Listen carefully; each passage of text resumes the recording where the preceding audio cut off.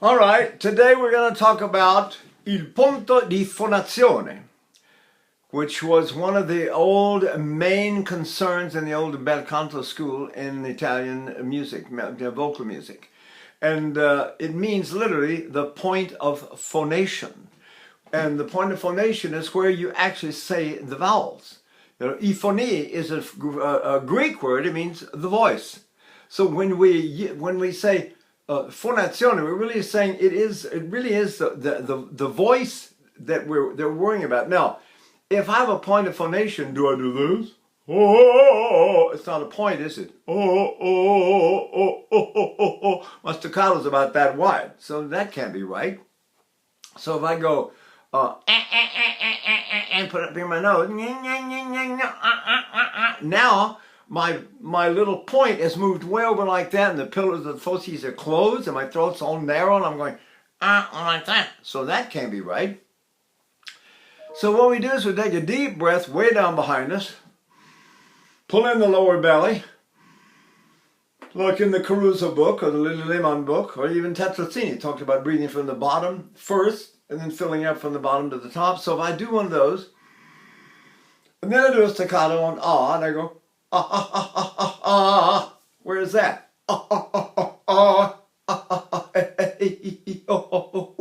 Where is that staccato point? See if I go. How about other vowels?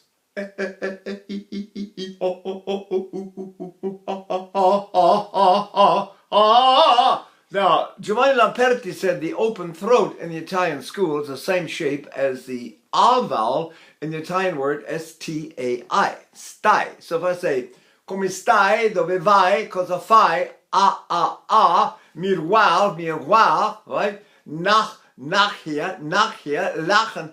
This what the Germans call a flat A, all the languages seem to have it one way or another. For instance, we say, why? Why? We don't say, why? Why aren't you coming? Why are you coming? If I speak a very high English and I go to study at the old Vic school, I have to put my teeth together and I want to speak like this. Why don't you come with us? How are you? Oh, it starts to say, and I learn to do that till it's so exaggerated now. But when you do it for a while, it gets to be, sort of okay, normal. Oh, now is the winter of our discontent.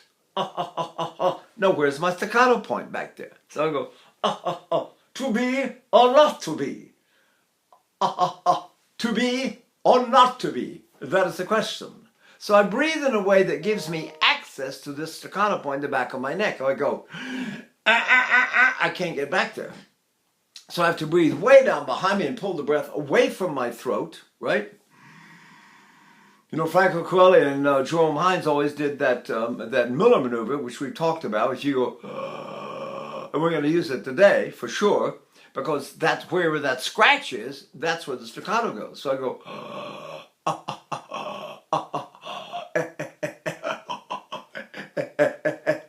Now, what we're getting at is when we get ready to phonate our vowels, we're going to phonate them on that staccato point, wherever it is. If I had, let's say I have something like this. See? What if I stuck that down my throat? See, like this. I'm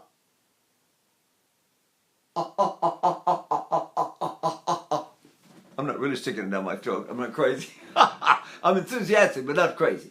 So the idea is, if it is below where I can reach it, however, if I go, I'm down that far and I can't reach it. Caruso said the A vowel is very far back and low in the throat. And Franco Corelli's masterclass, somebody said, you talk about the open throat all the time. How do you get your throat open? And he went,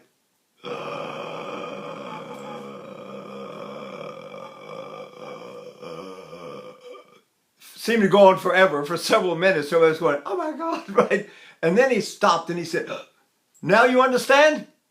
And everybody went, no, no. Where is that funny little scratch back there? This is called the Miller maneuver. If I do a hiccup, it's a short Miller maneuver. See that? So that's one of the old places to phonate vowels too. What if I staccato there?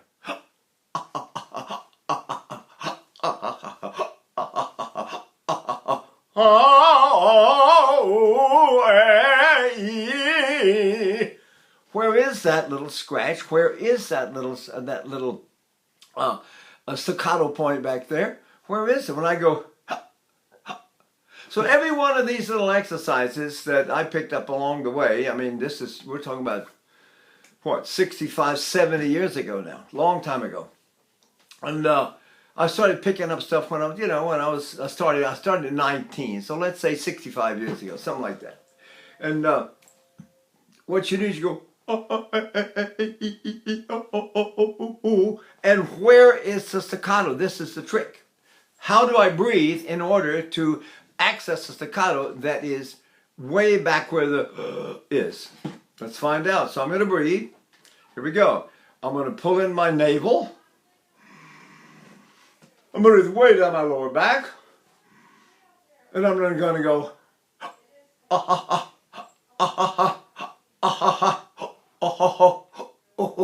and all the vowels are sitting on the staccato that the hiccup gives me.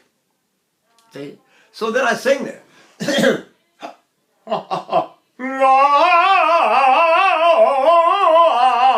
I want to sing there, I sing.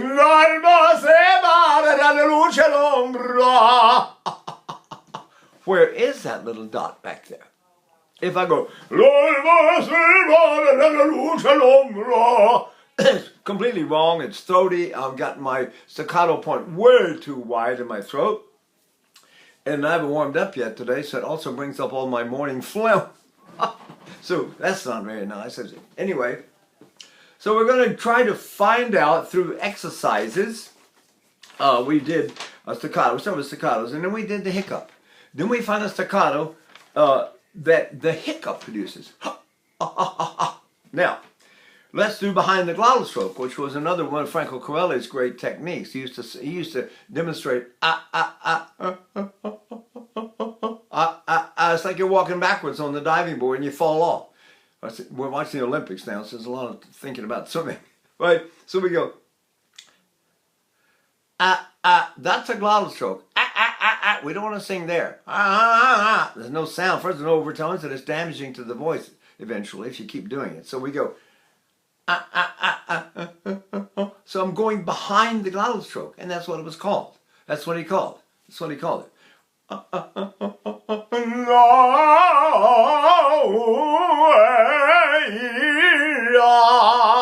So if I can say every word and every vowel on that little staccato point, then my phonation is correct in the sense of the old bel canto style. See? People sang normal. They didn't open their throats and go, oh, and then yawn and lift the palate and all this stuff. It was strictly whatever natural shape you had when you would sing on the point of phonation. So I'm going to breathe way down my lower back. That pulls my throat vertically open like this. And it's very relaxed. And then I go, Now if I do a hiccup, but if I go behind the glottal stroke, I get Wait a minute. Is that the same place as the hiccup staccato? Let's see. Guess what? They're in the same place. Interesting, huh? So now, let's go to another one. Let's try one. I have a little series of them here that people have used. There's the miniature cough, which is the whole Manuel Garcia school. The second Manuel Garcia, the second school was built on the miniature cough. When you hear babies, they go hiccup, hiccup, miniature cough, hiccup. So there's something going down there in a certain location.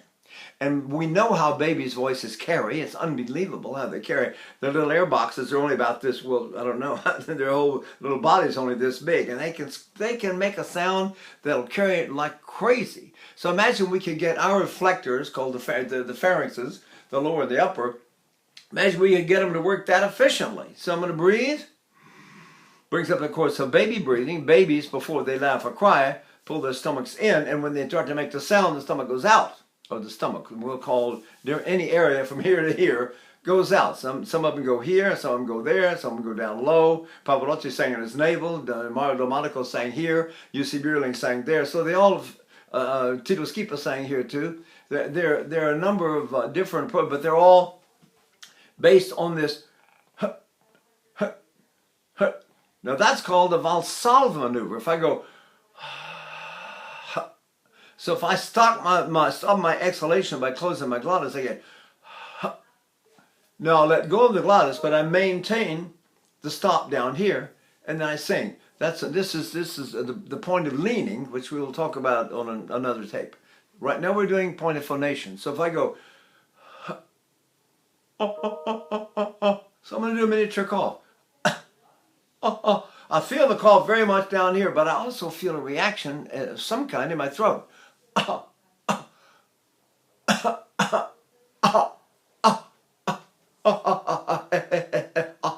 Where's my staccato now if I do it the same place as my miniature cough is, sitting back in there? See? So I go,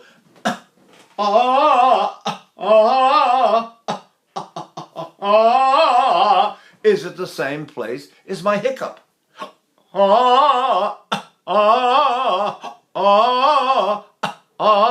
Yes, it is. See? So one of the old exercises was to do the hiccup and the miniature cough back and forth. So I'd go,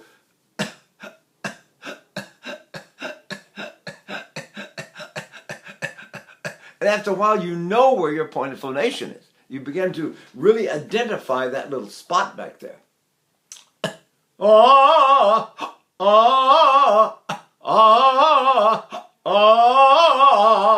Now, Tetrasini did one that she called mini puffs. And mini puffs were done, they're almost silent. If you can hear me, listen to this.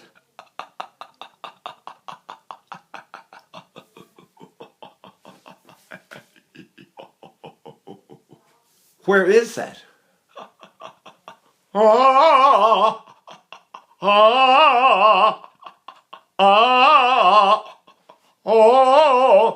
Here's my hiccup. Mini puff. You notice how they all are in the same place. If I get behind the glottis stroke, I go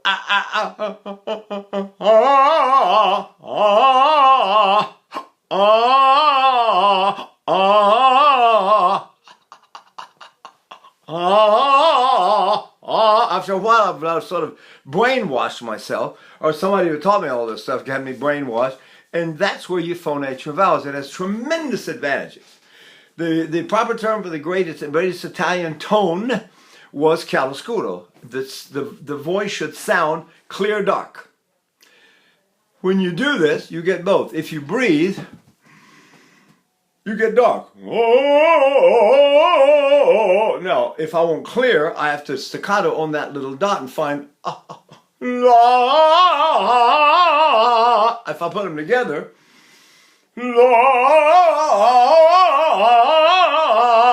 I supposedly get clear dark. It's different in its ratio from one to the other in different singers. Some people have tremendous breathing. Some people have been swimming all their lives. They got enough breath for 10 people, right? Most of us are sort of normal, and we have to do breathing exercises to exercise that voice, and that's another whole tape. There's another set of breathing exercises. But generally, the abdomen goes in, and you fill up the lower back first, and then as Tetrasini said, then you fill from the bottom to the top. So I go, and now look for mini puffs. Today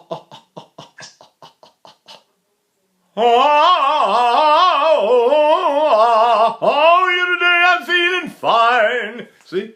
Where is that little dot back there in the back of my neck somewhere? See? So Caruso said the ah vowel is very far back and low in the throat. Who do we know who sings like that? Millions of people sing like that. They're called babies. And babies go, where is that? You want to try to find that ah? See if you can poke the ah with your finger. Well, I'm down to here, and I haven't reached it yet. Some place it's way down, and it's like having one of these things. All of a sudden, I've got a megaphone that's small at the back and opens up toward the front and toward the top, and my voice then projects like mad. Unfortunately, today a lot of people are being taught to yawn, put the megaphone in backwards like this, and then try to make the voice go through a little hole. So they go, lift the palate, and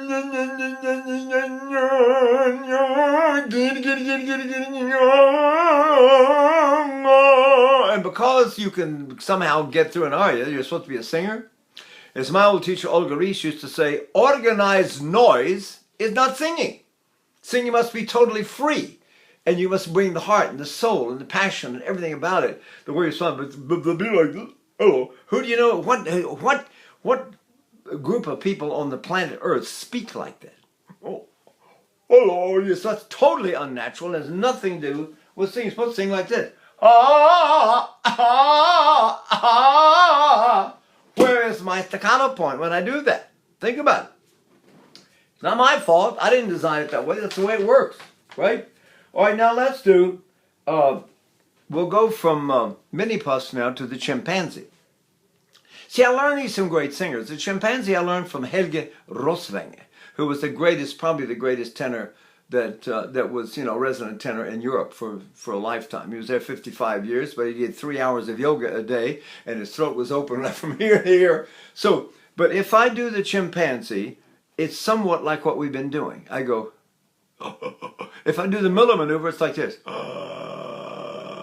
That's the one Franco Corelli and Jerome Hines did it. Hines sang at the Metropolitan Opera for 55 years or something. Never had a vocal problem. Corelli never had a vocal problem until he tried to sing Otello, and he blew a note out, singing a different way. He started bowing his neck, started doing this, because you get a much more baritonal sound, and it was a mistake. What's wrong with being the greatest, spinto tenor in the world? I never quite understood that anyway. But anyhow, the idea is that if I'm going to do the chimpanzee, where is that back there? It's still on that funny Muller maneuver scratch back there, and that's where staccato.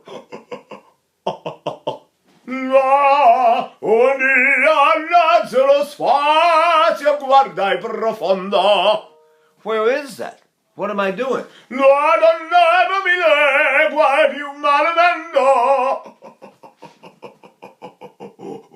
So I can use a chimpanzee, I can use the hiccup.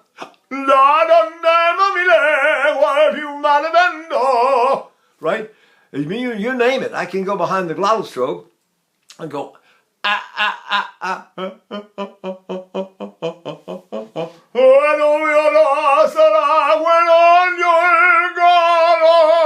Where is that little point of scratch or phonation or whatever we would call it today? In those days, they called it the point of phonation. Il punto di fonazione. You want to get so that all of your words sit on a dot back there. And you really could stick one of these things, stick a long pencil or this skewer bob. But if I could stick that down my throat, where would I poke this? Where would I poke it? If I know where to poke it, I know where to sing it. See? So if you practice these a lot, you get so after a while, you don't phone it at all. I sang as a bass in college. So all of a sudden I was singing like that.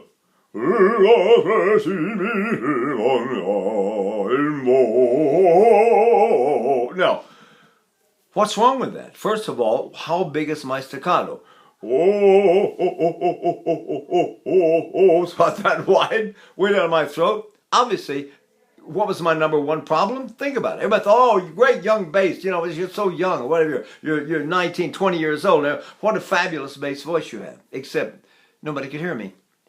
Every time I'd sing, one violin played, one instrument, I sang, I sang with the choir and all kinds of things. And if any instrument went bing, you couldn't hear me. Because this is what the Italians call ingolata. It's all in the throat. But so is this. Except they hear the resonance come up here and hit you in what they call the true mask, which is up here, not down here. This is false. See? So now, let's go do some of the sort of vocalises that were given to me by great singers. The main thing was to never sing in your nose. Everybody was so incredibly violent about nasal singing. I mean, you should have Corelli in the master class. Oh my God! The Italians we ate the nose, and no singing the nose, no singing. American singer all want to sing like a singer through the straw, squish, squish, squish. Now, where do we learn all this? Nobody talks that way. It's totally unnatural stuff. So what if I go? Or what if I cry like a baby? How big is the vowel? And where are the vowels? What if I say the ah, e, I, o, u behind a tongue loosening exercise? See, I'm not doing anything with my tongue, my jaw, but I'm saying my vowels.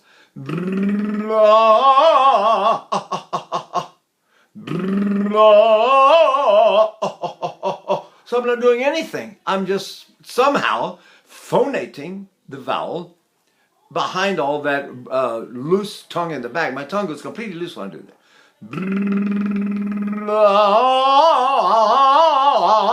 So I'm sitting back there on the point of phonation, and my resonance comes up here and hits me in the true mask. So,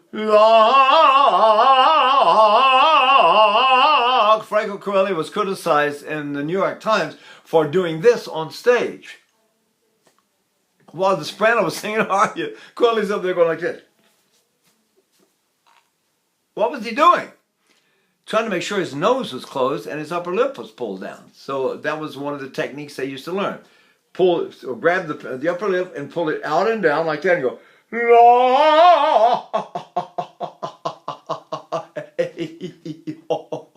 now go, is this in the same place? Remember the hiccup? Is that in the same place? We know the baby cries there because you can hear them breathing in that way.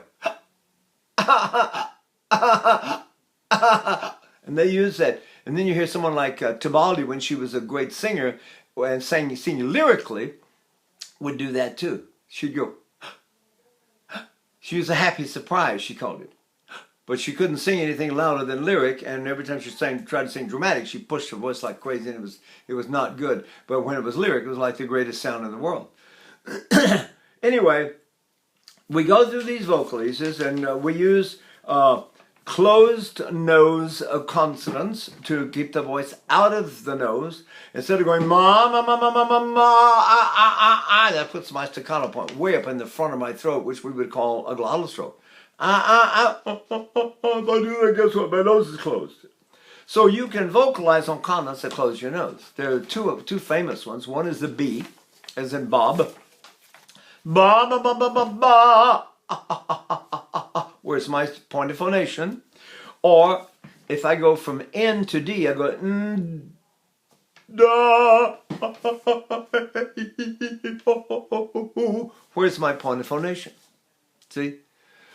So this is the way we find it. I've got a whole, I think this list here has 78 vocalises on it, which I stole or borrowed or was given from great singers. I got them back, when I was young. I was in the Metropolitan Opera School. I went in there, 1962 or something like that. And there were just lots of wonderful singers there. And they would talk to you. The only ones that wouldn't talk to you were Cesare Siepi and Cornell McNeil. Everybody else would talk to you about technique all day long. Let's say I do a lip clamp. Clamp my lips there like this. Then I'm going to do ah, e, I, o, u.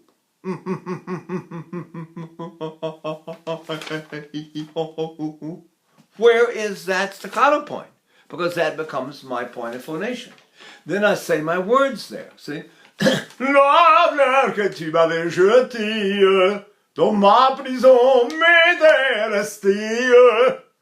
Everything is right there. On that dot. Got it? So then I sing all my stuff there.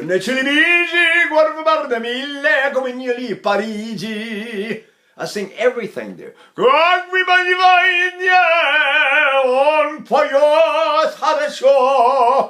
You can sing anything, any language, on the point of phonation, and those people that learned it were very lucky. Let's face it. So I thought we would talk about that a little bit today and give somebody a kind of, let's give you a chance to get some of these, the men go, ooh, ah, ooh, ah, ah, ah, ah, ah. Where's the point of phonation? The ladies go, oh.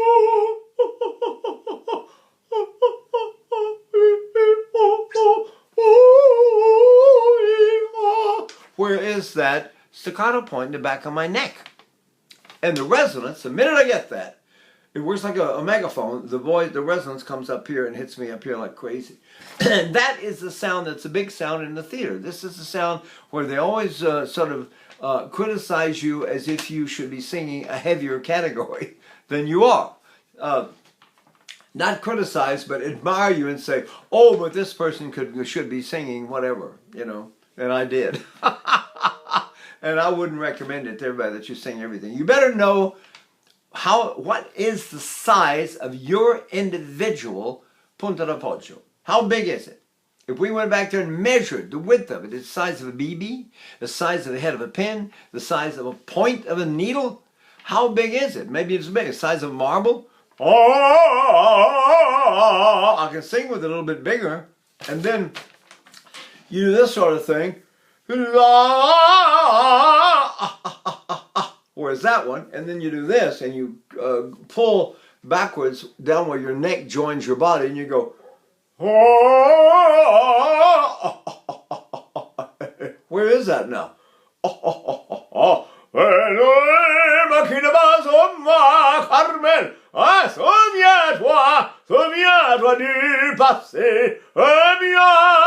In other words, what do I do if I want to sing more intensely? Does my staccato point widen and get bigger? No. Does it get higher or lower? Yes. So I can move it up or down. I can go, una furtiva lagrima. Or I can put it lower. Una furtiva lagrima. And some of the great singers did that sort of thing. Mario Delmonico sang right here. And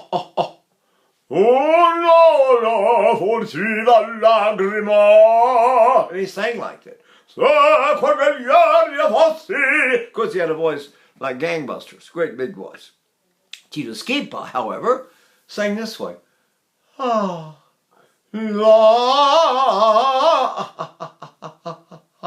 Where is that?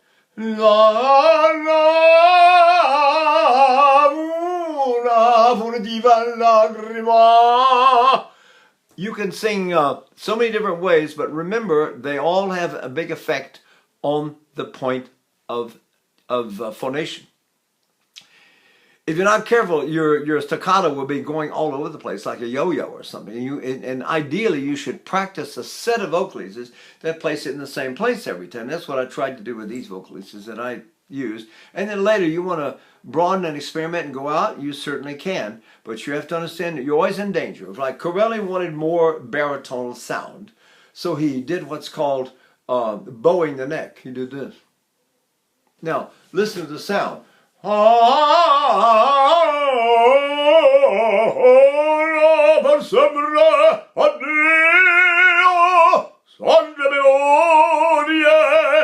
Not to pretend I have a voice like Franco Corelli, but you can hear that it makes my voice definitely a sort of phony lyric baritone sound, right? The idea is you should sing with your natural point of phonation, which is your natural staccato, after you breathe behind you. If you breathe in your back, if you do what Pavarotti did and you go, ooh, ah, ah, ah, and you lean on your navel, now how big is my staccato? If I staccato with the navel, that's a different world, a different way of singing. That is called il punto di boy, I'm telling you, old age is something, right? Appoggio. The point of leaning is different from the point of phonation. If I lean on my navel, and there's my staccato navel, but where is it up here? I can still sing up here. So what we end up with is a ladder with two ends. We want a point up here, but we're going to get a point down there. If I do that down there, I'll get a reaction up here. If I do the action up here, I'll get a reaction down below. Okay? So now we'll talk about, we'll do another tape, but we will talk about the point of leaning and see how it affects our phonation. See? What do you think? We'll see. Thank you very much.